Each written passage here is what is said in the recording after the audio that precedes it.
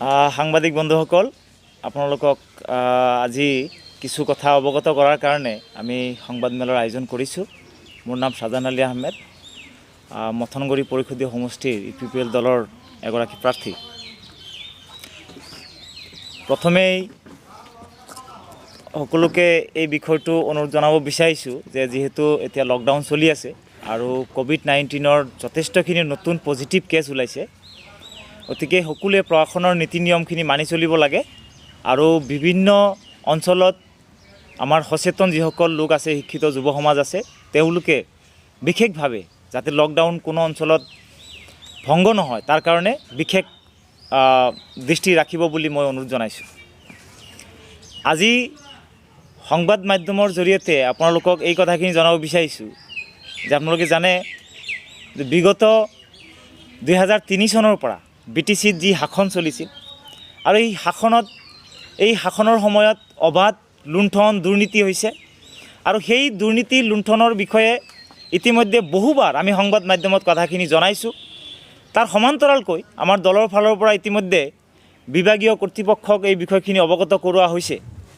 কিন্তু শেহতীয়াকৈ আমি লক্ষ্য কৰিছোঁ যে COVID-19ৰ যি ভয়াৱহতা, এই যি মহামাৰীৰ কাৰণে সমগ্ৰ অঞ্চলৰ ৰাইজ বা সমগ্ৰ বিশ্বতে এক ত্ৰাসৰ সৃষ্টি হৈছে আৰু এই সময়তে যিসকল দৰিদ্ৰ লোক আছে, যিসকল দিন হাজিৰা কৰা লোক আছে, তেওঁলোকৰ সুবিধাৰ্থে চৰকাৰে কিছুমান আঁচনি ঘোষণা কৰিছে আৰু সেই আঁচনিবিলাক দুৰ্ভাগ্যজনকভাৱে আমি দেখিবলৈ পাইছোঁ যে যথেষ্টখিনি খেলিমেলি হৈছে আৰু সেই আঁচনিবিলাকৰ নামত যিখিনি টকা আহিছে, সেই টকাবিলাক প্ৰকৃত হিতাধিকাৰীয়ে লাভ কৰা নাই। PM কিষাণ আঁচনিৰ কথাই কওক, তাৰ লগতে ৰেচন কাৰ্ড, আপোনাৰ ৰেচন কাৰ্ডতো যথেষ্ট খেলিমেলি হৈছে। প্ৰকৃত হিতাধিকাৰীয়ে সকলো ক্ষেত্ৰতেই বঞ্চিত হোৱা পৰিলক্ষিত হৈছে। আমি উদ্বেগজনকভাৱে লক্ষ্য কৰিছোঁ, যোৱা কেইদিনমানৰ পৰা সংবাদ মাধ্যমত এই কথাখিনি আমি লক্ষ্য কৰিছোঁ আৰু দুখ পাইছোঁ যে আমি দেখিবলৈ পাইছোঁ যে ছাৰ্ভিচ হোল্ডাৰ যিসকল লোক আছে, চাকৰিজীৱী যিসকল লোক আছে বা পেঞ্চন যিসকলে লাভ কৰি আছে, সেইসকল লোককো আনকি PM কিষাণৰ আঁচনিয়ে হওক বা দৰিদ্ৰ জনতাৰ কাৰণে যিখিনি ৰেচনৰ ব্যৱস্থা কৰি দিয়া হৈছে চৰকাৰে, অৰ্থাৎ ৰেচন কাৰ্ড নথকা পৰিয়ালৰ কাৰণে যিখিনি ব্যৱস্থা কৰিছে, সেইখিনি চাকৰিজীৱীয়ে পোৱাৰ তথ্য আমাৰ হাতত পৰিছে আৰু সংবাদ মাধ্যমত ফাদিল হৈছে। গতিকে এই বিষয়খিনি আজি প্ৰায় এক সপ্তাহৰ পৰা এই বিষয়খিনি আমি সংবাদ মাধ্যমৰ জৰিয়তে লক্ষ্য কৰিছোঁ। দুৰ্ভাগ্যজনকভাৱে এতিয়ালৈকে কোনো তদন্ত হোৱা আমি দেখিবলৈ পোৱা নাই। আজি সেইকাৰণে এই সংবাদমেলৰ জৰিয়তে আমি ইয়াৰ উচ্চ পৰ্যায়ৰ তদন্ত বিচাৰিছোঁ। অতি সোনকালে তদন্ত হ'ব লাগে আৰু যিসকল বিষয়াই অন্যায়ভাৱে দৰিদ্ৰ জনতাৰ ধন লুণ্ঠনৰ নামত লুণ্ঠন কৰাৰ বাবে ফন্দি ৰচনা কৰিছে আৰু চাকৰিজীৱীসকল বা পেঞ্চন হোল্ডাৰসকলৰ নামত তেওঁলোকে আবণ্টন কৰি পেলাই তেওঁলোকে এই এক কথাত ক'বলৈ গ'লে 2 নম্বৰী প্ৰথা অৱলম্বন কৰি যিখিনি কাম কৰিছে, তাৰ উচ্চ পৰ্যায়ৰ তদন্ত হ'বই লাগিব আৰু এই তদন্ত যদি নহয় তেতিয়াহ'লে ডেফিনেটলি আমাৰ অঞ্চলৰ ৰাইজ প্ৰতাৰিত হ'ব, বঞ্চিত হ'ব আৰু আমি কোনো কাৰণেই ৰাইজ বঞ্চিত হোৱাটো মানি ল'ব নোৱাৰোঁ। তাৰ কাৰণেই আমাৰ স্পষ্ট কথা, PM কিষাণৰ নামত যিখিনি টকা আহিছে প্ৰকৃত হিতাধিকাৰীয়ে পাব লাগিব।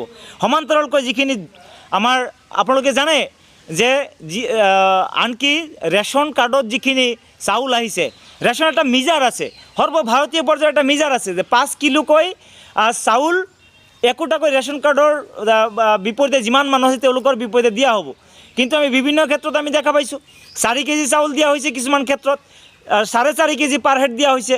গতিকে এইবিলাকো আমি তদন্ত বিচাৰিছোঁ আৰু ইতিমধ্যে আমি যিমান দূৰ গম পাইছোঁ, হালবাৰী মহকুমাধিপতিৰ কাৰ্যালয়ৰ কেইবাগৰাকী ভিক্টিমে গোচৰ আবেদন জনাইছে। গতিকে যিখিনি আবেদন অফিচিয়েলি জনোৱা হৈছে, সেই আবেদনখিনিৰ অতি সোনকালে শুনানি গ্ৰহণ কৰি পেলাই আমাৰ ভুক্তভোগী ৰাইজক যি ন্যায় প্ৰদান কৰিব লাগে বুলি আমি দাবী জনাইছোঁ। লগতে আৰু এটা কথা উল্লেখ কৰিব বিচাৰিছোঁ, ইতিমধ্যে আপোনালোকে জানে MG এনৰেগাৰ নামত যিখিনি আঁচনি ৰূপায়ণ হৈছিলে, সেই আঁচনিৰ বেছিভাগ আঁচনিতেই 2 নম্বৰী কৰিছে। বেছিভাগ আঁচনিতেই একোটা জব কাৰ্ডক 2বাৰ 3বাৰকৈ ব্যৱহাৰ কৰি পেলাই বা বহুতবাৰ ব্যৱহাৰ কৰি পেলাই তেওঁলোকে একাংশ BCDC চেয়াৰমেন আৰু মেম্বাৰসকলে সেই টকাখিনি বেংকৰ পৰা উদ্ধাৰ কৰিছে। গতিকে এইটো দুৰ্ভাগ্যজনক কথা। প্ৰকৃত যিসকল জব কাৰ্ড হোল্ডাৰ তেওঁলোকৰ যিখিনি মাননি, যিখিনি হাজিৰা তেওঁলোকে পাই থকা নাই, বেৰোজগাৰী ভাত্তা পাই থকা নাই। কমপক্ষে এইটো যিহেতু গেৰাণ্টি এক্ট, এই গেৰাণ্টি এক্টৰ জৰিয়তে কমপক্ষে 100 দিনৰ হাজিৰা পাব লাগে। আৰু এই লকডাউনৰ সময়ছোৱাত আপোনালোকে সকলোৱে জানে যে ভাৰত চৰকাৰে 4,431 কোটি টকা প্ৰথম অৱস্থাতে মুকলি কৰি দিছে, যাতে যিসকল জব কাৰ্ড হোল্ডাৰে কাম কৰিছিলে তেওঁলোকৰ হাজিৰাখিনি লাভ কৰে। কিন্তু দুৰ্ভাগ্যজনকভাৱে সেইখিনি টকা আমাৰ ভিক্টিমসকলে পাই থকা নাই। গতিকে যিহেতু আমাৰ মহামান্য ৰাজ্যপাল মহোদয়ে আমাৰ বৰ্তমানৰ BTCৰ দায়িত্বত আছে, গতিকে তেখেতক আমি এই সংবাদমেলৰ জৰিয়তে অনুৰোধ জনাইছোঁ যে এই সমগ্ৰ বিষয়বস্তুৰ ওপৰত এক নিৰপেক্ষ আৰু উচ্চ পৰ্যায়ৰ তদন্ত কৰিব লাগে, আৰু তদন্ত কৰি প্ৰকৃত যিসকল হিতাধিকাৰী তেওঁলোকক এই লকডাউনৰ সময়ছোৱাত তেওঁলোকক সকাহ দিয়াৰ কাৰণে আমি ইয়াৰ জৰিয়তে অনুৰোধ জনাইছোঁ। এটা কথা আমি উদ্বেগেৰে লক্ষ্য কৰিছোঁ যে যিসকল পৰিয়ালৰ ৰেচন কাৰ্ড নাই, দৰিদ্ৰ পৰিয়ালৰ ৰেচন কাৰ্ড নাই, তেওঁলোকৰ কাৰণে চৰকাৰে বিশেষ ব্যৱস্থা লৈছিলে। কিন্তু দুৰ্ভাগ্যজনকভাৱে ৰেচন কাৰ্ড থকা পৰিয়ালে সেই সুবিধাখিনি লাভ কৰা পৰিলক্ষিত হ'ল। আৰু এনেকুৱাও আমি দেখা পাইছোঁ যে এটা পৰিয়ালৰ 2জন, 3জন, 4জনলৈকে মানুহক তেনেকৈ ৰেচন কাৰ্ড থকা পৰিয়ালক ৰেচন কাৰ্ড যিসকলৰ নাই তেওঁলোকৰ কাৰণে আবণ্টিত যিখিনি সাহায্য সামগ্ৰী আছিলে সেইখিনি বিতৰণ কৰাৰ তথ্য আমি লাভ কৰিছোঁ বিভিন্ন অঞ্চলৰ পৰা। গতিকে আমাৰ খালি মথনগুৰি সমষ্টিতেই যে এনেকুৱা হৈছে তেনেকুৱা নহয়। আমি লক্ষ্য কৰিছোঁ যে আমাৰ গাতে লাগি থকা হালবাৰী পৰিষদীয় সমষ্টিৰ বিভিন্ন অঞ্চলতে এনেকুৱা ধৰণৰ হৈছে, বিসংগতি হৈছে। গতিকে মুঠতে আমাৰ হালবাৰী মহকুমাৰ অধীনত যিখিনি অঞ্চল আছে সমগ্ৰ অঞ্চলৰ এই তদন্তখিনি কৰিলেই নিশ্চিতভাৱে জুলুঙাৰ মেকুৰী ওলাই পৰিব যে কোনে কিমান টকা ক'ৰ পৰা আত্মসাৎ কৰিছে। আৰু যিসকল বিষয়াই এই তালিকাখিনি বনাইছে তেওঁলোকে যথেষ্ট ভুৱা তালিকা তেওঁলোকে বনাইছে। কিছুমান গাঁৱত সেই নামৰ মানুহ এজনো নাই, কিন্তু তেনেকুৱা নামৰ মানুহ পোৱা গৈছে। সংখ্যালঘু অঞ্চলত অসংখ্যালঘু মানুহৰ নাম পোৱা গৈছে, সংখ্যাগুৰু অঞ্চলত সংখ্যালঘু মানুহৰ নাম পোৱা গৈছে। এনেকুৱা ধৰণৰ যি খেলিমেলি সৃষ্টি হৈছে এই খেলিমেলিখিনি আঁতৰ কৰিব লাগে। আৰু আমাৰ সন্দেহ হয় যে যিসকলে ইতিমধ্যে ক্ষমতা হেৰুৱাইছে তেওঁলোকে ধন ঘটাৰ কাৰণে হয়তো এনেকুৱা ধৰণৰ কামত লিপ্ত হ'ব পাৰে। গতিকে ইয়াৰ উচ্চ পৰ্যায়ৰ তদন্ত হ'লেহে প্ৰকৃত ৰহস্য ফাদিল হ'ব, যাৰ কাৰণে আমি তদন্ত কৰাৰ কাৰণে আমি অনুৰোধ জনাইছোঁ। লিষ্টবিলাক চাওক, লিষ্টবিলাক আচলতে গাঁৱৰ লগত যিসকল মানুহ আচলতে জড়িত, গ্ৰাম সেৱকসকল আছে, আমাৰ GRSসকল আছে, MGNREGA কামৰ লগত যিসকল জড়িত হয় বিশেষভাৱে তেওঁলোক আছে, আমাৰ মেম্বাৰসকল প্ৰাক্তন এতিয়া হ'ল তেওঁলোক আছে, বা আমাৰ BCDCৰ প্ৰাক্তন চেয়াৰমেনসকল আছে, তেওঁলোকেও লিষ্ট বনাইছিলে। গতিকে তেওঁলোকে বিভিন্ন সময়ত দুৰ্নীতিৰ আশ্ৰয় লৈ পেলাই যিহেতু কাম কৰিছিলে।